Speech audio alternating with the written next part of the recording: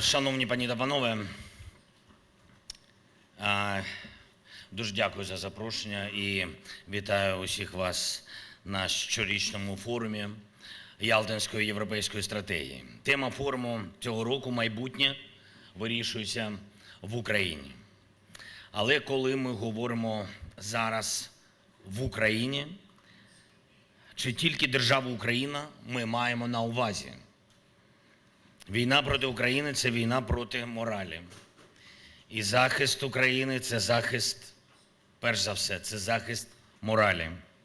Власне, коли говорять про Україну, йдеться про агресію проти нашої держави і нашу здатність перемогти, про сміливість українців і українок, про нашу землю, небо, про наше Чорне море, тобто про той людський та той географічний простір нашої держави, в якому вирішується доля. Доля не лише незалежності України, але й глобальної стабільності і правил, за якими більшість світу звикла мирно жити.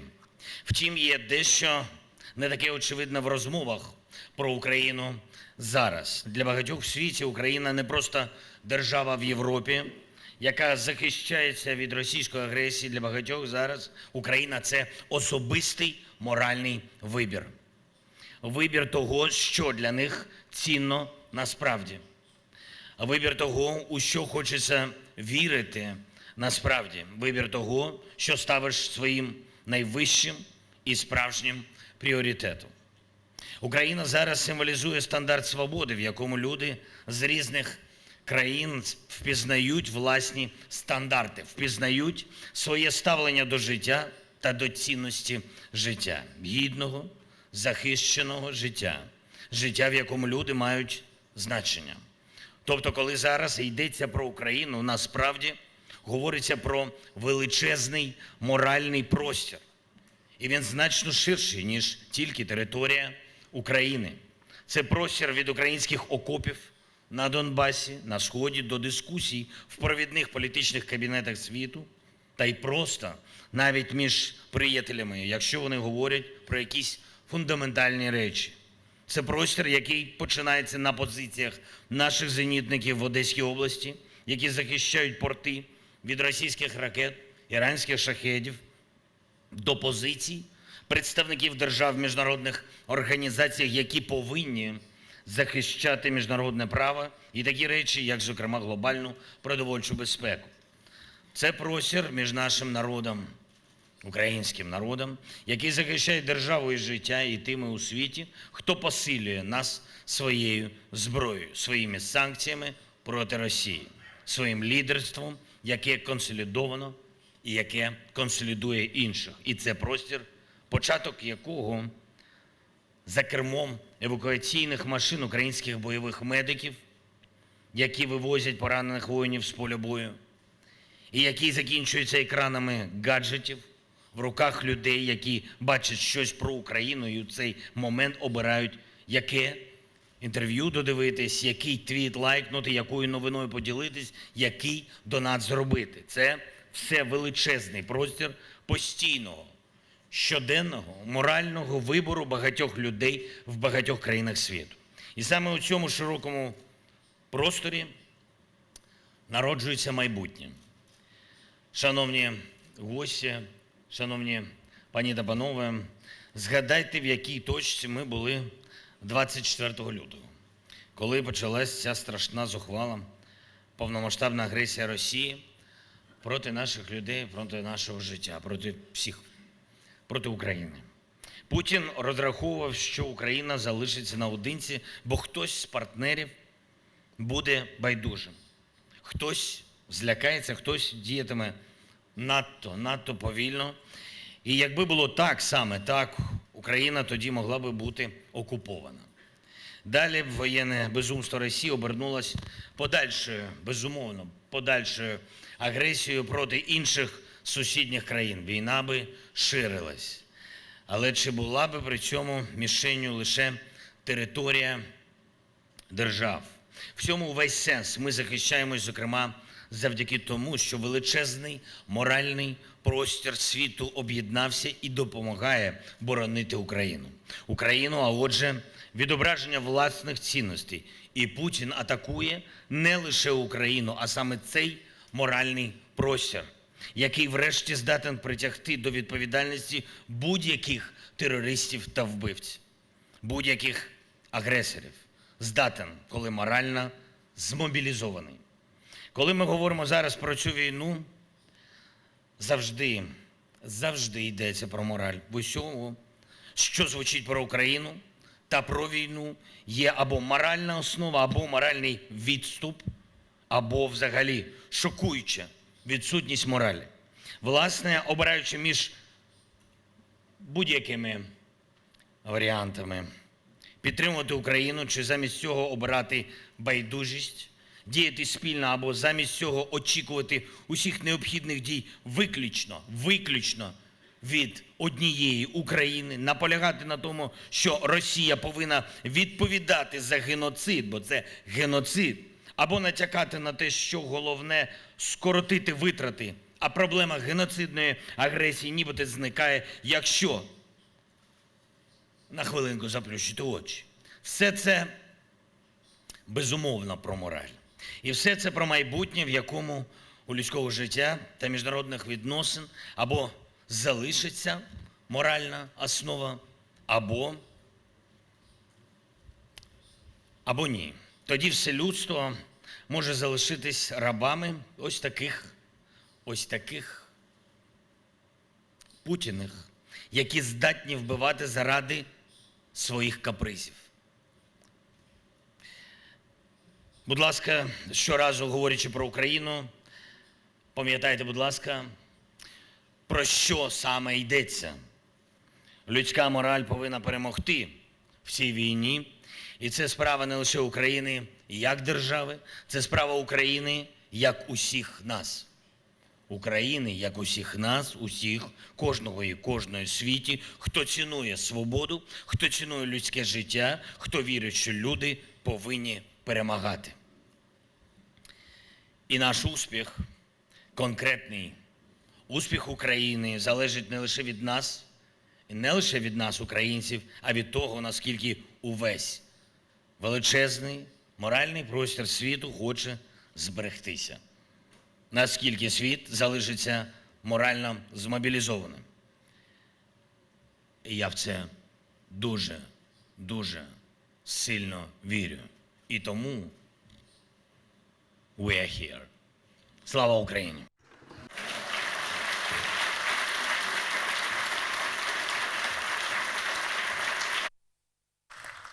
Отже, я сказав, що нам варто одразу до суті питання перейти. Дехто з людей вважає, що український контрнаступ розвивається не настільки добре, як сподівалося. Ви могли б запропонувати вашу оцінку, що відбувається і чому? Я вважаю, що важливо, що наші воїни йдуть вперед. І на нашому боці ініціатива. І ми не повинні порівнювати, що було вчора. Ми повинні порівнювати, де ми всі були в іншому житті. Інше життя почалось 24-го, як я про це сказав, і було відчуття окупації нашої держави. А сьогодні ми відновили велику частину нашої території. Так, люди хочуть все і зараз, і це зрозуміло, але це не feature movies. І тобто через 1,5 години не буде так, що ми відновимо нашу територіальну цілісність, але драматургія у нас точно однакова. В кінці кінців спокій і мир в державу Україна, як, говорячи чесно, як і усю Європу, на території всього континенту і в світі буде тоді, коли ми повністю відновимо нашу територію. Ми це зробимо. Ви знаєте, складна війна, складні і різні процеси, уповільнилось багато речей, коли деякі партнери кажуть, так що там з контрнаступом? Коли буде наступний крок? Моя відповідь, напевне, сьогодні, що наші кроки швидше, ніж нові санкційні пакети.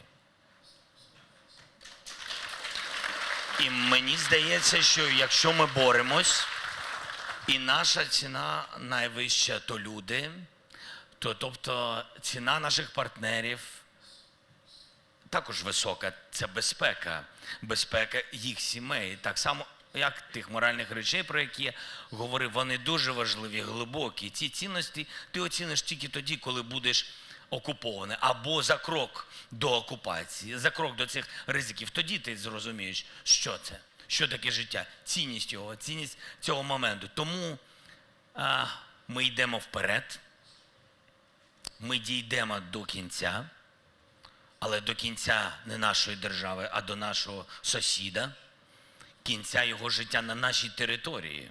А там, на своїй території, той сусід хай робить, що він хоче, але не втручаючись в наш моральний простір, в нашу незалежність і в наші домівки.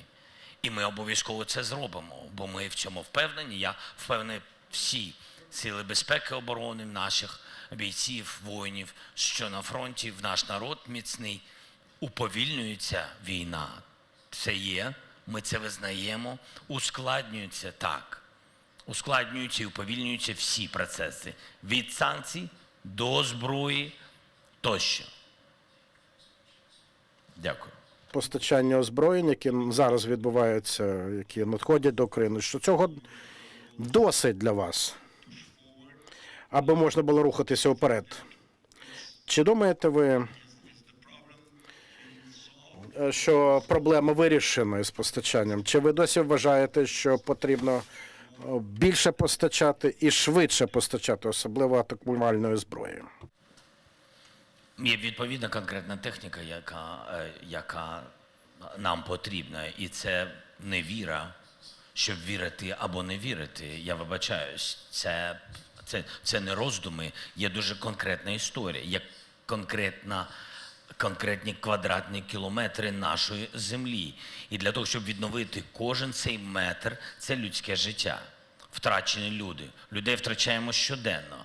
Високовартісна війна не через цінність або вартість зброї, або не тільки через це, скажімо так, а через цінність і вартість людей. Війна рахується людьми. Чим довше, тим більше людей страждають. І так складно сказати, як впливає зброя. Просто конкретно і прямо, без якихось там абстракцій і риторик, є конкретний вплив конкретної зброї. Чим вона потужніше, далекобійніше, тим швидше йде контрнаступ. Відновлювання нашої території. Якщо в небі нас немає, а є Росія, все дуже просто. Вони зупиняють нас з неба, зупиняють наш контрнаступ.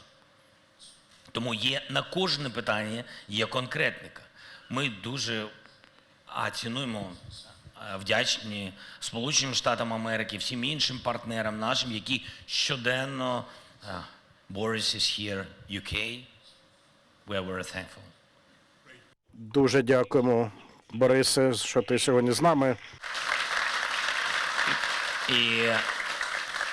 І щоденно працюємо над цим. Вчора говорили з прем'єр-міністром з Великобританії, і щоденно ми працюємо над тим, щоб збільшити цю зброю. Але є дуже конкретний запит. Не дайте нам, що у вас там є. У мене є така цікава історія. Андрій знає про неї, ну і лідери всі знають. Лідери нас дуже гарно знають. Всіх держав. Like Prime Minister of Denmark, like Mette. Як пані Фредериксон з Данії сказала, де твій список? Де твій список озброєнь? І вона дуже цікаво так сказала. У нас була зустріч у Брюсселі в ЄС. То була зустріч з усіма лідерами впродовж цілого дня, там годин 15 тривала. І наша команда була присутня, ми зустрілися з усіма лідерами, дякуючи Шарлові Мішелю за те, що він приміщення надав. І лідери один за одним входили, і ми мали переліки озброєнь, ми обговорювали. І після однієї зустрічі сказав, що після того, як закінчиться ваш термін президентський. Ви можете працювати в будь-якій країні Європи, бо ви знаєте більше про наше озброєння у кожній країні, ніж ми знаємо. Щоденна, велика, складна робота. І ми всі навчаємось. І ми всі навчаємось. Воїни навчаються воювати проти росіян. Вони багато чого вміють. Тут з'являються якісь орлани, ланцети, тощо. Ми навчаємось. Да, така висока вартість. І весь світ. Але ми точно всі знаємо, відстань залежить від швидкості. Як на автомобілі. Так само дуже ризиковано. Ми їдемо на швидкості 500 кілометрів на годину. І це факт. Тому і такі втрати. Ми їдемо, але це залежить, війна, кінець війни залежить конкретно від об'єднання всіх сил цього світу.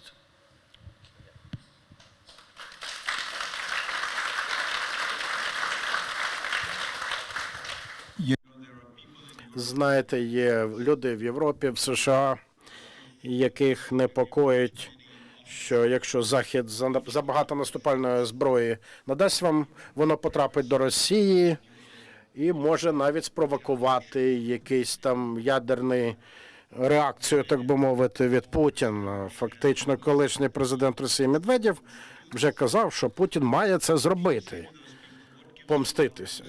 Що ви б сказали цим людям? Що дає вам таку впевненість, що Путін не буде цього вдаватися до ядерного удару? Перш за все, я хотів би сказати, на мою думку, у Путіна залишається один крок – залякувати світ ядерною зброєю. І якщо це нормально, адекватно усвідомлювати, що він це буде робити, а саме залякувати весь Захід, не Україну, хоча страждає перш за все Україна і українці, але він буде. Він знайшов це місце. Тобто це крихке місце єдності західних партнерів. Це залякування і реальний страх того, що Путін може використати ядерну зброю. Він це буде робити. Я впевнений, що цей період починається. Я впевнений, що цей період буде потужним взимку. Я впевнений, що він буде різними моментами притягування зброї з одного місця до іншого. Він буде накопичувати такі моменти і морально тиснути на Захід. І перш за все тиснути на Сполучені Штати Америки, бо вони також будуть в крихкий час, бо це час електоральний. І я б хотів би на це звернути увагу. Тут потрібно, щоб президент Байден не сумнівався, що світ сильніший за будь-яку зброю. І це дуже важливий момент. Раз. Тут потрібно, щоб ті держави, які ще трішки балансують, вони є. Я вчора спілкувався з одним із таких прем'єр-міністрів. Я дуже радий, що у нас було спілкування через його запит. І це дуже важливо, щоб такі держави, вони зрозуміли, що у нас одні моральні цінності. Хоч і різні вороги, на думку, наприклад, Ізраїлю. Хоча я вважаю, що в кінці кінців Росія – інвестор будь-якого ворога мирного життя. В будь-якому випадку. І мені здається, це дуже важливо всім зрозуміти. За життя або за смерть. Ось і все. Давайте оберемо життя. Це пропозиція моя. Вона не банальна, вона про звичайні речі. І тому залякування ядерною зброєю будуть. Я вважаю, що треба пройти просто цей час. Це буде зима така, тоді у нас були блекаути, а зараз буде намагання блекаутів і разом з залякуванням ядерної зброї. Тому що більше ніяких аргументів агресії у Путіна немає. Він здувся як людина, політик.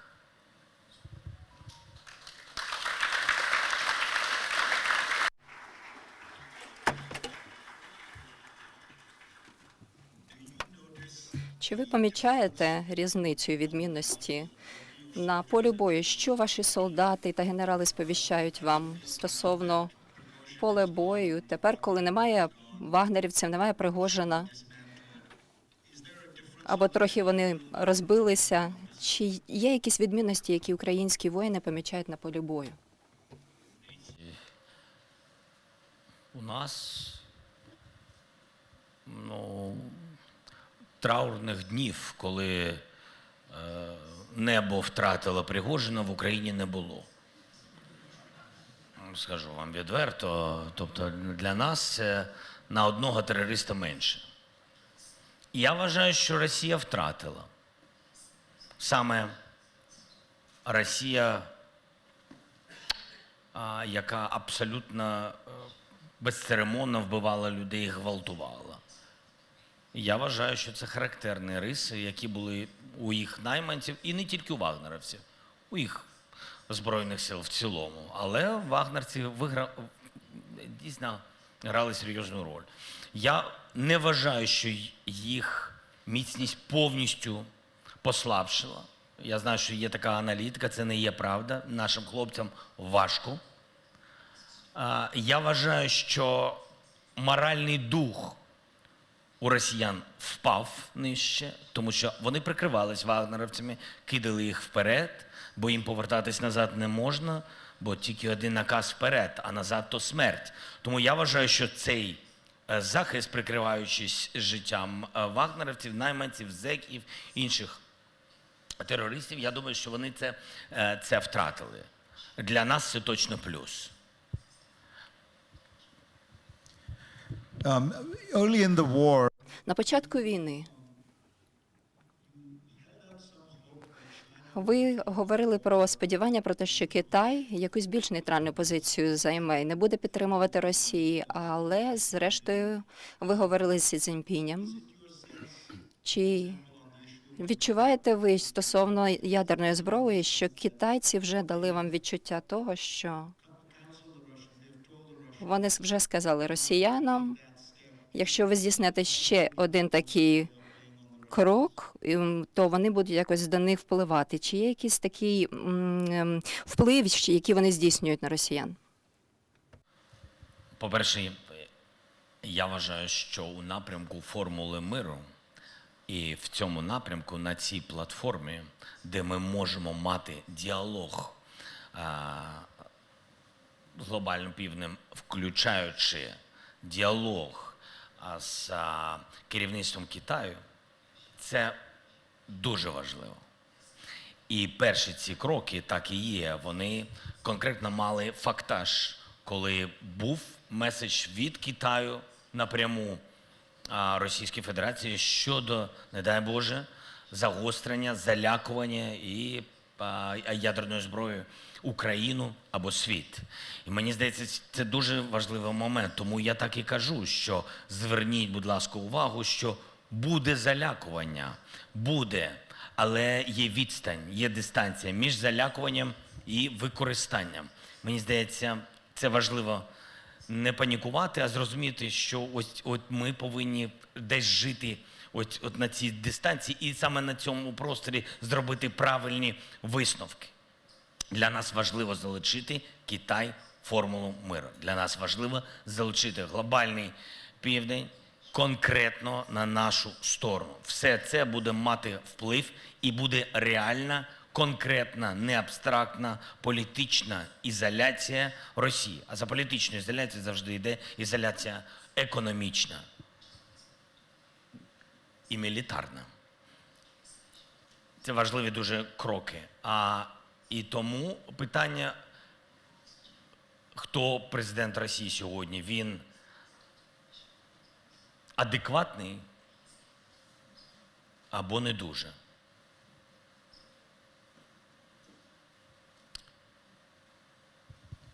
you talk about the importance of the global. Ви говорите,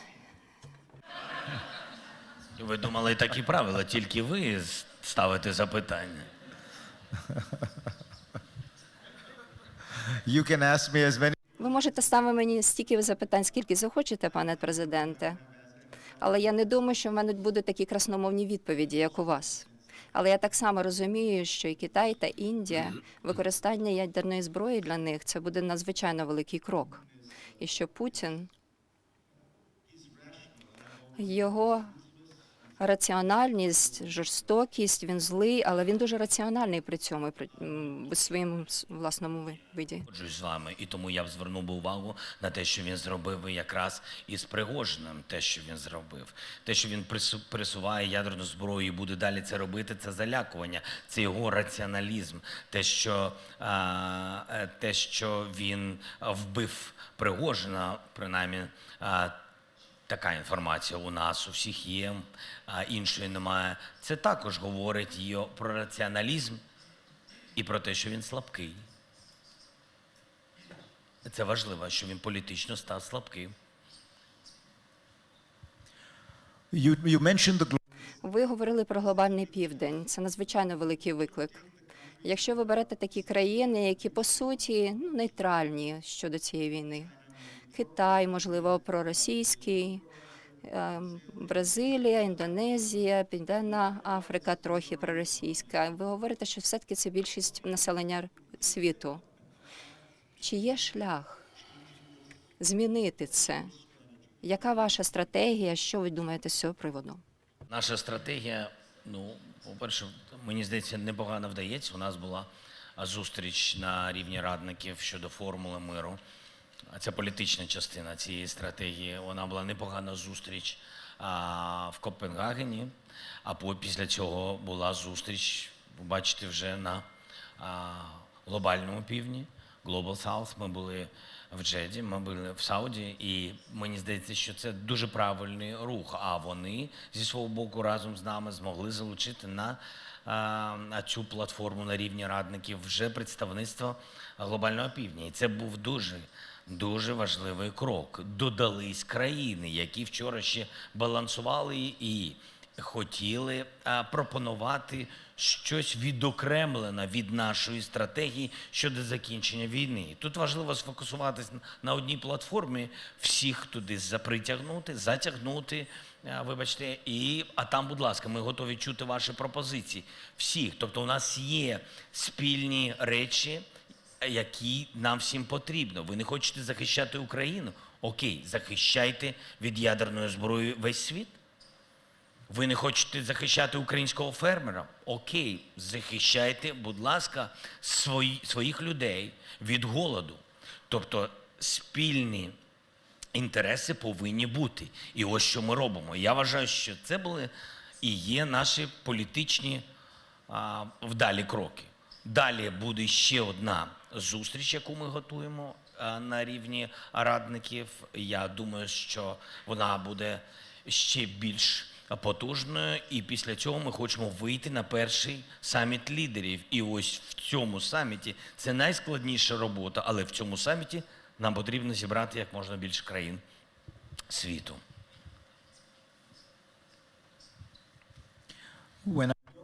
Коли я говорю з людьми в таких місцях, як Індія, Південна Америка, Африка, є сподівання про те, що все-таки буде якийсь кінець війни, який ми досягнемо дипломатичним шляхом. Є якийсь шлях через роки і роки війни?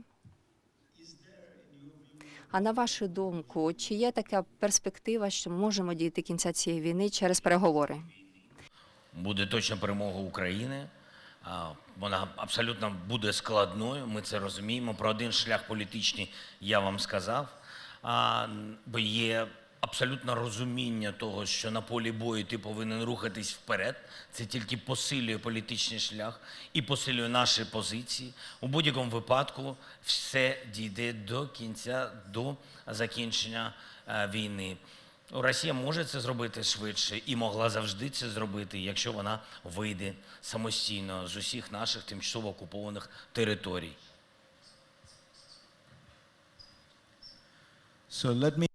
Хотів би поставити вам запитання, можливо, не дуже зручне, але таке, яке люди, певно, в Сполучених Штатах такі ставлять собі, і вони знають про це запитання. Чи відчуваєте ви, що російська стратегія залишатися на вибраному шляху до виборів 2024 року, побачити, хто буде, хто виграє вибори в 2024 року в Сполучених Штатах, тому що це буде дуже відігравати велику роль на підтримку України в майбутньому із Сполучених Штатів. Вони розраховують, а вже ж на американські вибори. Але мені здається, що вони не перший раз розраховують. Сигнали, які йдуть від деяких частин республіканської партії, наприклад, хоча у нас обопільна підтримка двопартійна, ми вдячні і демократам, і республіканцям. Є голоси від республіканської партії, які говорять, що треба зменшити підтримку України, але це вибори, і мені просто Путін не звик, що у час виборів є якісь політичні гасла. У них у час виборів це так, у нього вихідний. Він знає, як закінчиться все до початку виборів. Але в інших демократіях світу по-іншому. І там є конкуренція. І тому в час конкуренції люди, іноді, на жаль, популісти. І є ті інші гасла, які вони використовують, щоб об'єднати населення ту чи іншу частину, і щоб потім вони мали підтримку. Але важливо, щоб американський народ підтримував демократію, підтримував Україну, підтримував нашу боротьбу за цінності. І тоді, хто б не був, і в який би час це не було, і на якій би посаді не була ця людина, хто б не був з лідерів Сполучених Штатів, він завжди буде спиратися на фундамент. А фундамент – це суспільна думка Сполучених Штатів. І це найголовніше. And what about А що стосується Європи? У вас є один такий лідер, Віктор Орбан. One leader. Це він так вважає, що він такий один лідер в Європі. Знаєте, скільки країн існує?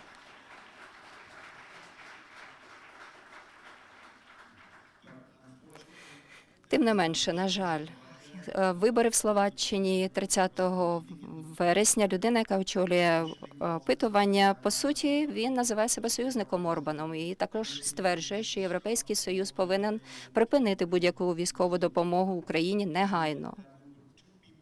Тобто двоє людей в Європейському Союзі будуть твердити одне й те саме. Чи це викликає у вас занепокоєння стосовно європейської підтримки, втрати її щодо України? Ще раз я вважаю, що суспільство найважливіше. І так, лідери можуть розкачати, розгойдати суспільну думку. Так воно буває. Але хотів би нагадати, що європейський ринок, мені здається, 600 мільйонів. Це економіка, і це люди, і це думка, і це звичайні люди, це бізнес. Велика кількість, сотні мільйонів людей. Не так-то просто все це зробити і змінити повністю суспільну думку. Це перше. Друге, це прем'єр-міністр. Наскільки мені відомо, там є потужний президент в Словакії, Зузана Чапутова. І вона сильна людина, вона на стороні абсолютно України, бо на стороні людей. І у нас прекрасні відносини. Я думаю, що так буде певний, напевно, баланс сил, але сказати, що загалом Словакія буде брати наратив лідера Угорщини, я не впевнений в цьому. Принаймні, ми будемо працювати. Нам говорили це і про Болгарію. Не відбулося це. Ми змогли досягти там відповідних політичних відносин, і Болгарія. Деякі є питання, є складнощі з зерном тощо. Ми пройдемо цей процес. Все одно у нас є підтримка. Важливо, підтримка у населення більше, ніж було раніше, в той самій Болгарії. А також я хотів би звернути увагу на підтримку угорців. Угорці, звичайні люди, вони на нашій стороні. Їм дуже складно. Їм дуже складно, бо вони живуть в такому інформаційному просторі, де у лідера інша точка зору. На жаль, він в деяких моментах хоче бути на стороні російського лідера. Хоча, скажу чесно, Євросоюз зміг об'єднатися і впровадити санкційні пакети, і підтримати Україну щодо нашого кандидатського статусу. Тому є складнощі з Угорщиною, з деякими представниками. І як я сказав в самому початку, війна уповільнюється. І всі процеси, і складнощів більше, так. Але ми будемо з цим боротися. Важливо, щоб Євросоюз був дуже чіткий щодо закону, європейського закону. І навіть якщо 2, 3 або навіть 5 країн Європи блокують, наприклад, зернове життя нашої держави і інших держав, вони повинні бути стійкими. Бо сьогодні все ж таки 30 країн – це серйозний потужний кулак, який на стороні України. Let me just take a Хотів би запитати, у нас тут колишній президент Великобританії Борис Джонсон з нами, що стосовно цього надзвичайно важливого питання, щоб Захід підтримував єдність і підтримку надавав. Можливо, у вас є якісь думки або ще щось ви хотіли би сказати з цього приводу, Борисе? Thanks, Fareed. У нього багато думок. Дуже дякую, Фаріда. По-перше, хотів би сказати, що це велика честь бути тут, у Києві. І як завжди, я просто не можу висловити словами мої відчуття щодо героїзму українського народу, солдатів, і лідерства, очільництва, і лідерства пана президентського. Те, що ви робите, Володимире, це надзвичайно. Ви робите це не лише для України, а для всього світу. І я вважаю, ви праві. Розмови і про те, що говорив Віктор, абсолютно правильно було. Це критично важливий момент. І що потрібно світові, це стратегічне терпіння і стратегічне стримування. Всі повинні триматися України, тому що ви таки переможете. Україна переможе. Звичайно, для цього, можливо, потрібен буде час. І урок, який ми всі для себе виносимо, ми маємо визнати це, можливо, довше, можливо, ніж наступний рік, можливо, через рік. Але ваше запитання, Фаріда, чи залишиться Захід об'єднаним, підтримуючим Україну? Я думаю, що, звісно, так. Більшістю голосів. І що б там не було в Сполучених Штатах, одні, звісно, сторони, я розумію, що це так, але все-таки я не вважаю, що будь-який інший президент Сполучених Штатів був би такий нерозумний, аби витягти можливості для підтримки України і позбавити України цього. Це абсолютно не в стратегічних інтересах Сполучених Штатів, саме в тих інтересах, про які говорив пан Віктор на початку. Що ми маємо продовжувати з самого початку до кінця. Тому я знову-таки не вірю, про що можна досягти кінця цієї війни з Путіним через переговори.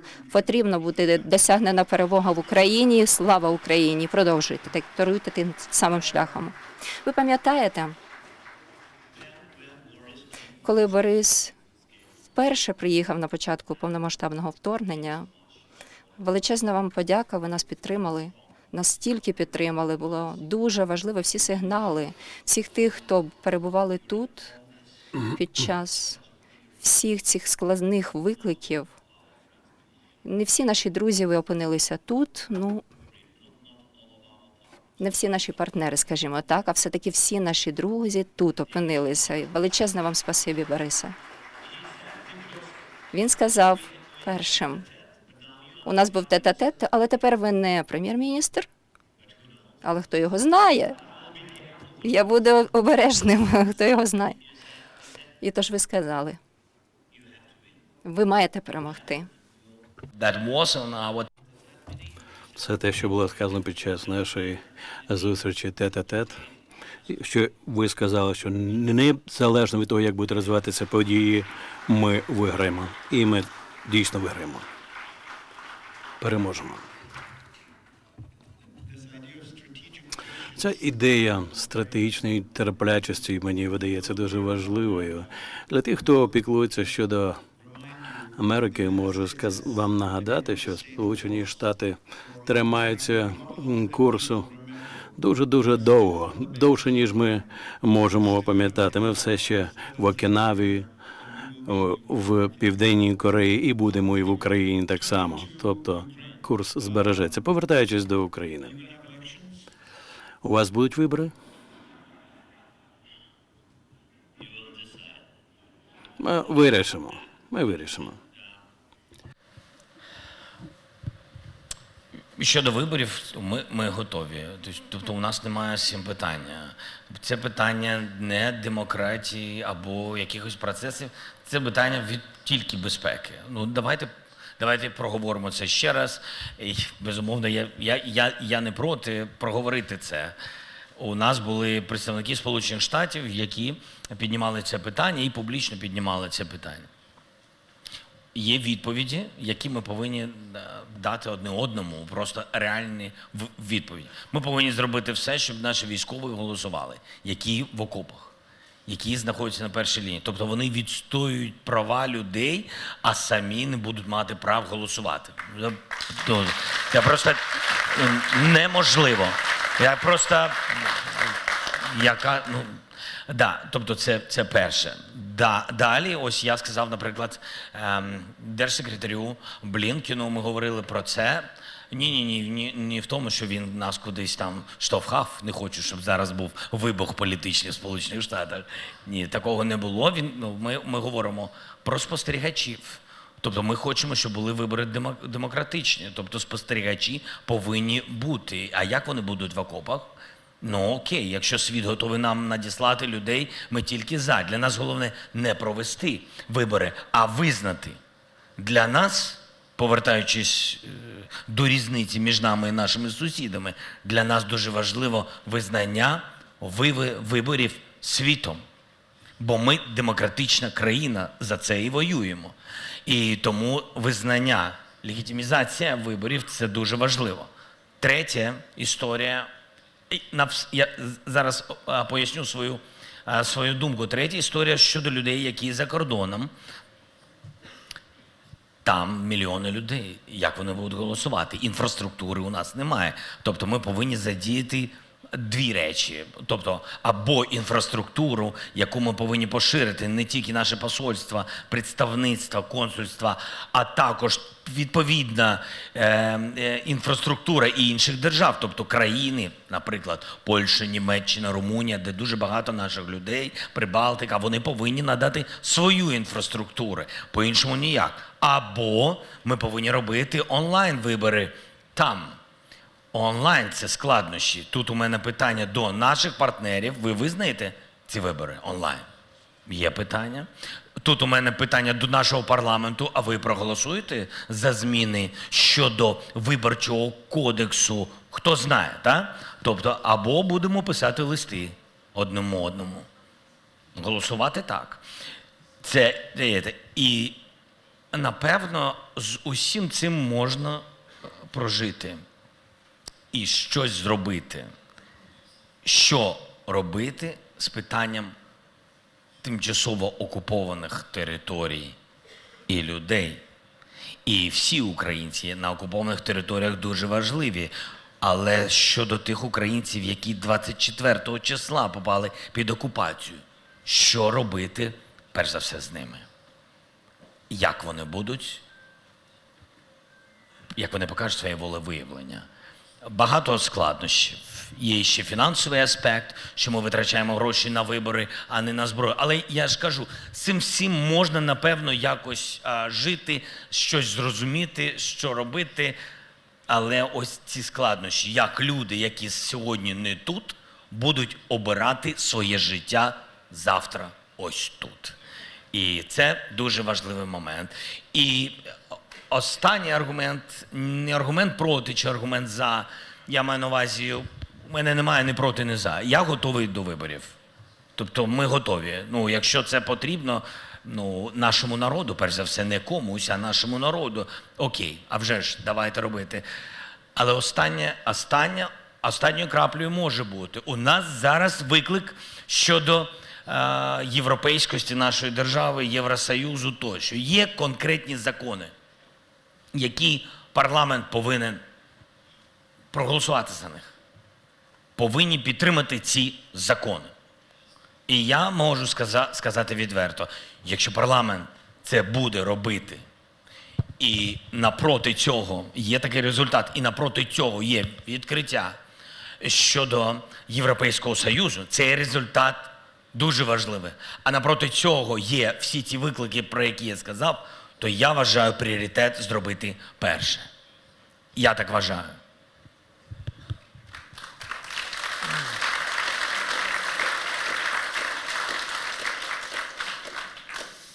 Mr. President, finally, I just want Пане президенте, хочу на завершення запитати вас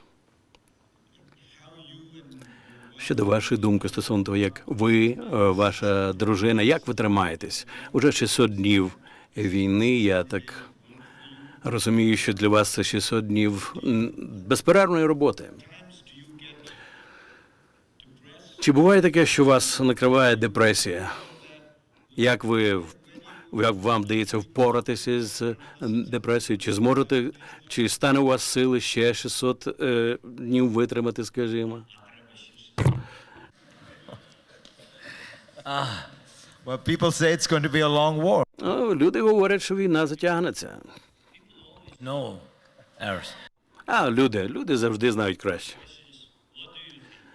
Питання, звертаючись до небес, що ти там думаєш? Є ціль, і це просто неможливо. Всі ці наші герої. Зараз я дивлюсь на одного такого, і вічна їм пам'ять, і там є свічка, і тобто для чого все це було тоді?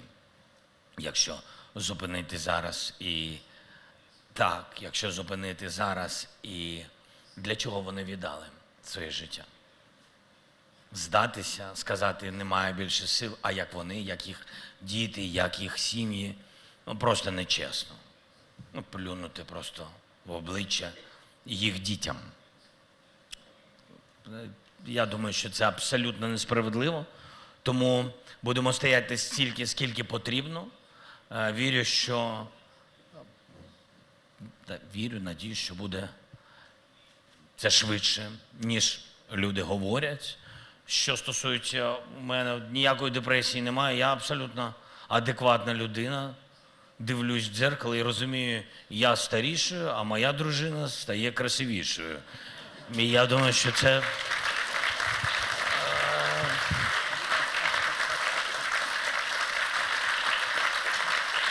вона молодець, потужна, сильна людина. Ну, я дуже радий, що сьогодні моя сім'я разом з Україною тут, підтримуючи людей і своїм прикладом показуючи, ми не можемо людям говорити небезпечно, зараз приїжджайте, я не маю на це права, але ми маємо можливість своїми прикладами відповідні меседжі людям давати. І я вважаю нас, людей, які працюють у владі, сьогодні немає закону, що сім'ї всіх представників влади, діти, що вони повинні бути тут. Так, свободна держава, але ми своїм прикладом маємо цю можливість показувати. І я вважаю, що це найголовніше. Тільки своїм прикладом. Знов-таки, без риторик, зайвих слів. Дякую.